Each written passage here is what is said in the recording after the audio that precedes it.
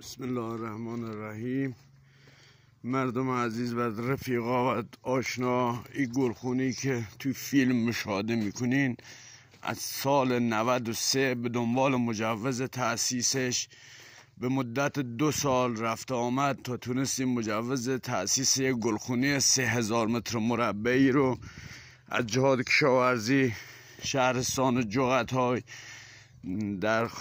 دریافت کنیم که بعد از گرفتن مجوز با همه سختی‌هاش به بانک سپاه شهرستان جغت‌های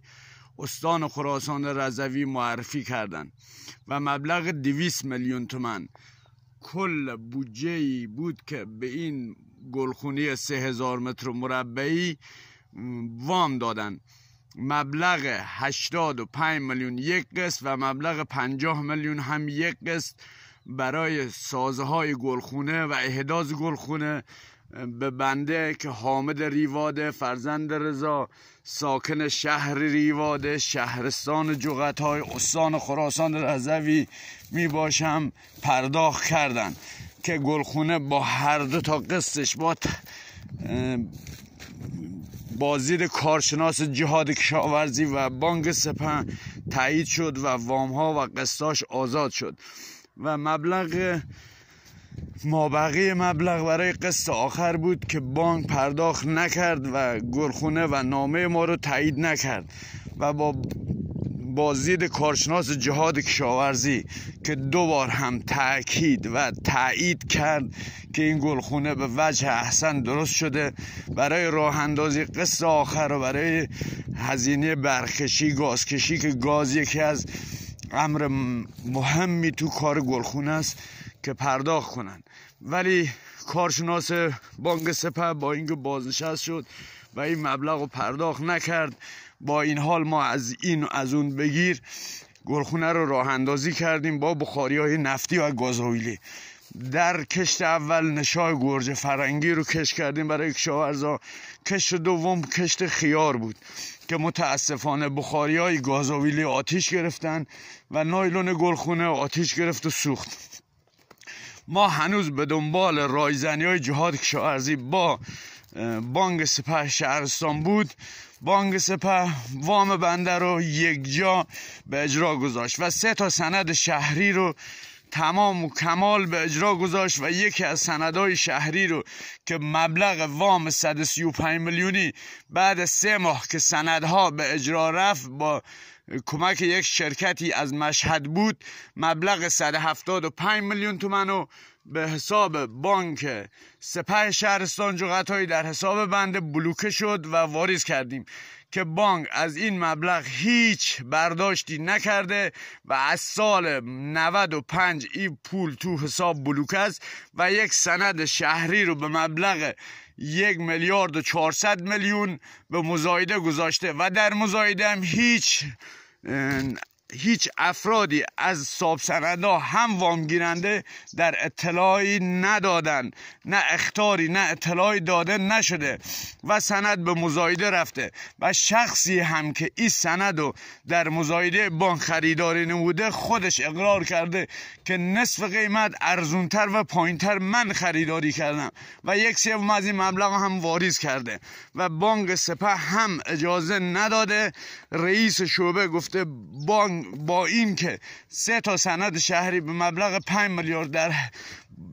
مزایده بانک سپاه هیچ حقی نداریم، پاتون تو ملک گلخونه، اینم تملیک بانک سپاه. ما نتونستیم این گلخونه رو اندازی کنیم با اینکه شورا نامه نوشت، امام جمعه محترم فرمانداری محترم و 2 سال پشت سر هم از استانداری و از کارگروه فرمانداری روزهایی چند روز نزدیک به 22 بهمن 2 سال پشت سر هم اومدن بازدید کردن و بانک هم مقصر گرفتن که چندین سال ما 8 نفر 9 نفر از همین شهر ریواده بردیم تا مجوز تأسیس گلخونه رو بگیرن که هر زمانی که جهاد کشاورزی چه در شهر ما چه در شهرستان چه در خود جهاد کشاورزی جلسه داشت، داد و بیداد همه مسئولین به خاطر کم آبیه و داد بیدادشون برای کشت قرقابی و کم آبی کشور، مخصوصا استان خراسان رضوی که الان در این فصل سال نه زمستونی در کار است نه سردی هوایی در کاره، خیار شده کیلو 70,000 تومان که هر کسی نمیتونه، توان خریدشو نداره. یک شهر در اطراف شهرستان جغتای گلخونی راه اندازی شده نداره. اولین گلخونی صنعتی تأسیس شده است که هیچ ارگانی هیچ کمکی نکردن، با اینکه 2 بار کارگروه اومده و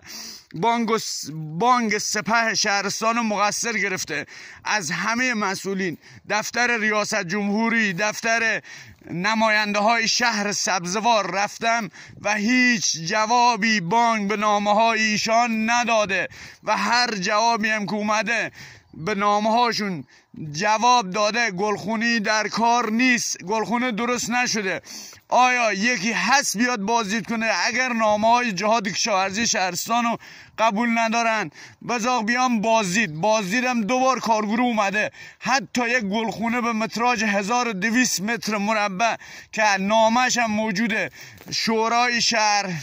خود مردم نامه زدن آقا حداقل از این باقی مونده وامش مبلغ 10 میلیون آزاد کنین تا بتونه دور گلخونه رو حفاظ بکشه با بلوکچینی که بعد ما نتونیم گلخونه رو نابود کنه. 1200 متر مربع شو که نایلون، بهترین نایلون یوی 10% کشیده شده بود، با در هم شکست، داغونش کرد، باز از دوباره راه اندازیش کردیم و این مبلغی هم که ما به بانک ریختیم، این مبلغ با فروش 3 ساعت آب چاه عمیق و 2 هکتار زمین و یک منزل شخصی مال پدر مادرم بود که الان با اون مبلغ یک گوشه از اینا رو هم نمیتونی خریداری کنی. تو این 7-8 سال پول ما رو بانک ملوکه کرده، وام بانک 130 میلیون شده 2 میلیارد، پول ما همون جوری که هست بی ارزش کردن که از اون 3 ساعت آب چاه عمیقی که به اون مبلغ ما فروختیم اون زمان 175 میلیون واریز کردیم 6-7 سال پیش، الان نمیشه 10 دقیقه از آب خریداری کرد. اگر دغدغه مسئولین کم آبیه چرا این گلخونه ها رو حمایت نمیکنن؟ چرا جهاد کشاورزی و بانک سپه گردن همدیگه میندازن؟ جهاد کشاورزی میگه با این طرحهای مسخره بانک به جهاد میگه، جهاد به بانک میگه. اگر اینجوری بود بعد من 8 نفر 9 نفر رفتن مجوز تأسیس گلخونه صنعتی گرفتن و جرأت نکردن که پاشونو وسط میدان بذارن و این طرحها رو اجرا کنن که بهترین، درآمدزاترین، کم مصرفترین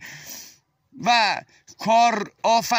آفرین ترین طرحها هستن. با کمترین آب، با کم مصرف ترین آب چاه عمیق میتونی با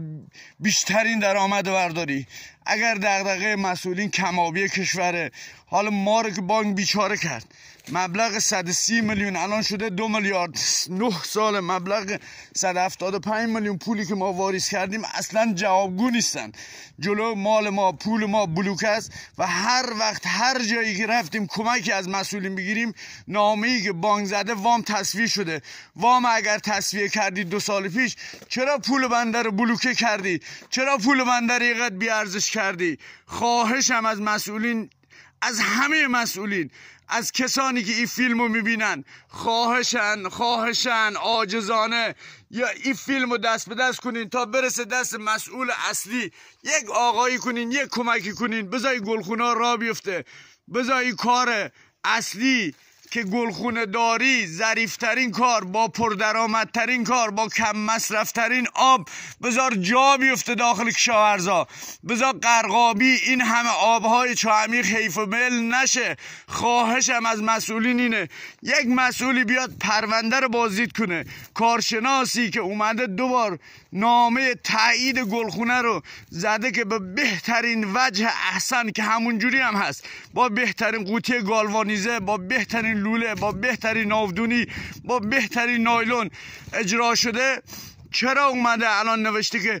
برای قسط آخر اصلا گلخونه درست نشده؟ یعنی خودشو داره مسخره میکنه. ما را هم بیچاره کرد. پدر، مادر، برادر، 3 تا خانواده همه در عذابن، همه از بین رفتن. خواهش میکنم هر مسئولی، هر عزیزی، هر دوستی